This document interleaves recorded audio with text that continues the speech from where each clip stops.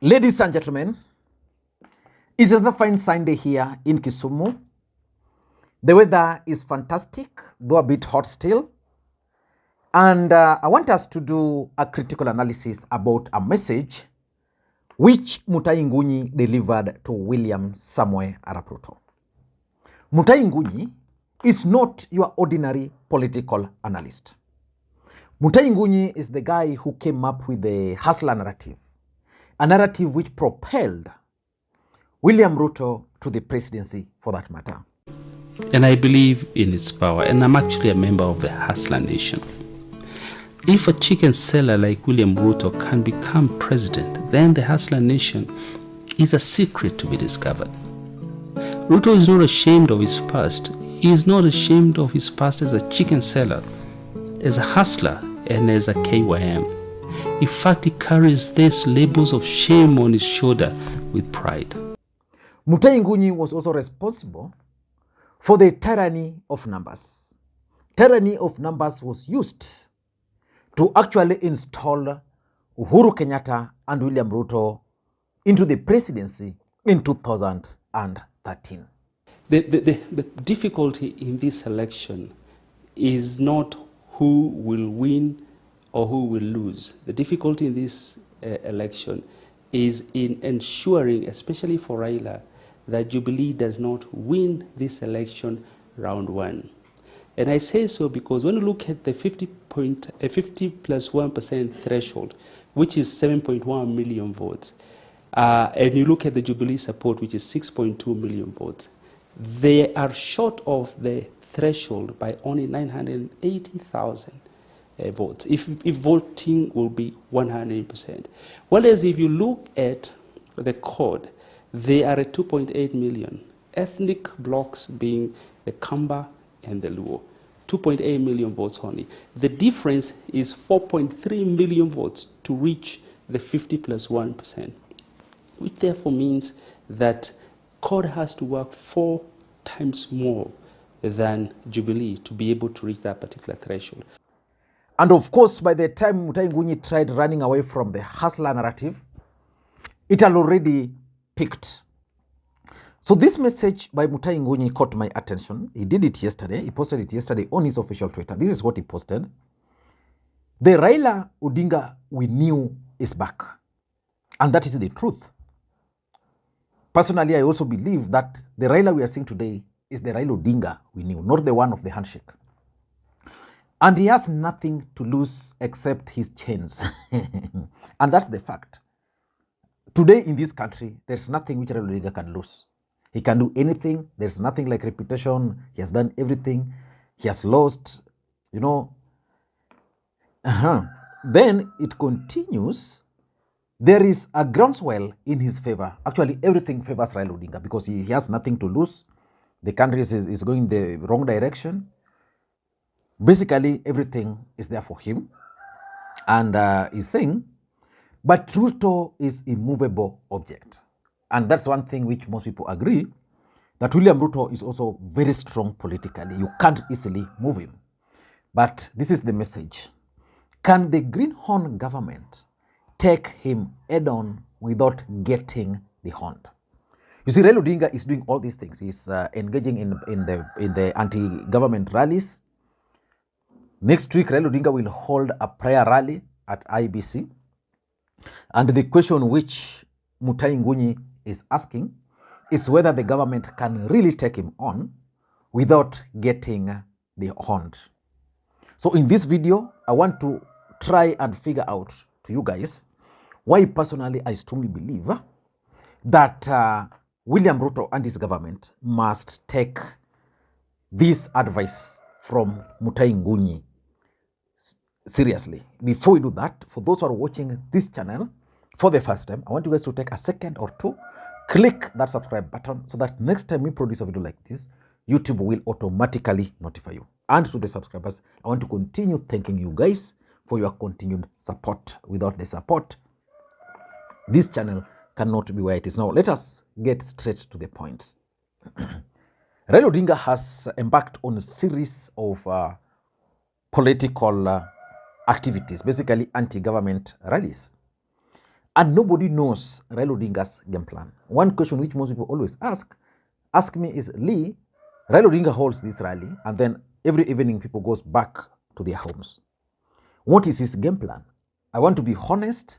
For me, I don't know Raila Odinga's game plan, but what I know is that Raila Odinga is likely up to something. And I'm suspecting that at the end of all this, there is going to be a million march to State House.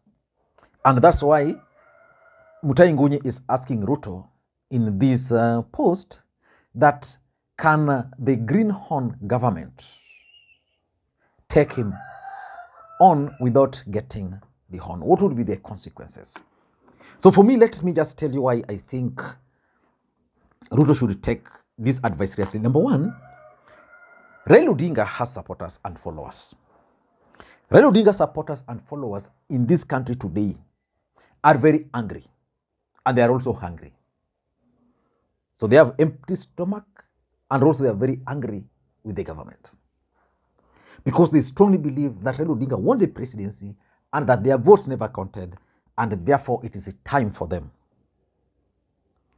to take back what belongs to them. In fact, you can always tell their anger whenever they are speaking. So which means because of the hunger and anger, it's possible for Raila Odinga to easily radicalize these youths.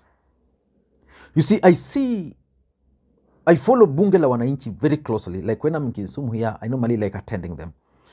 And the Jacaranda one is what is a true reflection. If you follow Jacaranda Bunge la Wananchi every single day, the kind of anger the youths there are possessing, the kind of messages, it means those youths can easily be radicalized. For sure ninapoangalia Okanga na huyu president wa ghetto anaitwa nani, huyu Bonsa, wakiongea kwa rali za Azimio, nasikia roho yangu poa sana. Hata kama mimi ni Mkikuyu, nasikia vizuri sana. Unajua sasa sisi Wakikuyu tulisemekana tuko UDA, lakini upande wangu ule mtu ana represent face ya hustler ni Raila. Hao vijana wawili ni vijana ambaye wametoka from chini. In fact wanatuma nipende Raila sana. Wanatuma nimpende. Hao vijana wawili, Okanga na huyu president wa ghetto, huyo jamaa, wakiongea hapo mbele ya kina Joho, mbele ya kina Arati, mpaka kina Arati wanasikia wivu, wanawagonga. Akina Jarango wanasikia wivu, sababu hao ni hustler kutoka chini. Kutoka pale chini, watu ambaye kama sisi, kama sahi akaunti yangu iko dormant, na mimi nilikuwa na shinda nikiimba Ruto, na hata kwa Ruto siwezi karibia. Marafiki wangu wote wenye wako huko, wenye wanakaribia Ruto, wakiona nakaribia Ruto hata wanaweza hata niua. Kwanza nani anaitwaje huyu mkubwa huyu Itumbi, niko na namba yake, hata SMS mara 10 hawezi kujibu. Ule mwingine ambaye anakuanga na machokari anaitwa nani, Faruk, ule ana usuro ingine, ukikaribia Ruto hivi wanasikia ni kama atakumaliza. Kwa hivyo mimi upande wangu baba, na ndio maana nasema huyu uso ya fasela ni Azimio, kwa sababu hao vijana wawili wametuma nionyeshe ni Azimio. Na nani team Wanyonyi anatusaidia hapa Westras kabisa. Asante sana Mr. Speaker. Mimi ningesema hivi, hiyo pesa ya kwanza nilisema silipi, na hata simuona nimenyoa nayo ndefu, si ni ukweli? Si nimenyoa ndefu. Hiyo pesa yako nilinyoa nayo ndefu, na nilisema hiyo pesa ya Ruto, pesa yako silipi. Kukwana niko na deni ya president. President ya Kambago na Chebukati. Na hiyo pesa nilisema silipi, na silipi. Hata leo kila siku message.